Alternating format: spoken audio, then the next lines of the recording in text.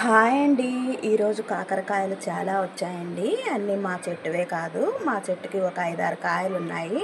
ఇక మిగతావి మా పక్కింటి వాళ్ళు ఇచ్చారనమాట. వాళ్ళ ఇంట్లో సరిగా తినరంటండి. కేజీ పైనే ఉంటాయనుకుంటాను. కొన్ని కాయలు ఊరికి తీసుకెళ్లారంట వాళ్ళ అమ్మాయికని. కాయలు ఎక్కువగా కాసాయని. ఈ కాకరకాయలు ఆరోగ్యానికి చాలా మంచిదండి.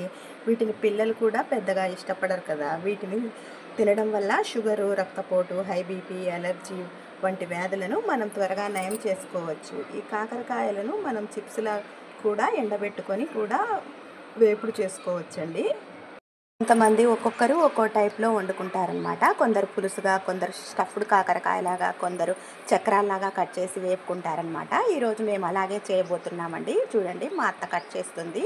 ముందు వాటిని శుభ్రంగా కడిగి పీల్ చేసి చక్రాల్లాగా కట్ చేసి పెట్టిందనమాట. కింద కూర్చొని నేనే కట్ చేస్తానులేమ్మా నువ్వు కోయలేవు కదా అని అన్నీ కట్ చేసి ఇచ్చిందండి. ఇక కళాయిలో ఆయిల్ వేసేసి మనం ఇవన్నీ వేపుకోవాలన్నమాట. బాగా కరకర అనేలాగా వేపుకొని మొత్తం ఆయిల్ అంతా అదే రిలీజ్ చేసేస్తుందండి. ఆయిల్ ఏమి పీల్చుకోదు, ఎక్కువగా ఆయిల్ పడదనమాట దీనికి.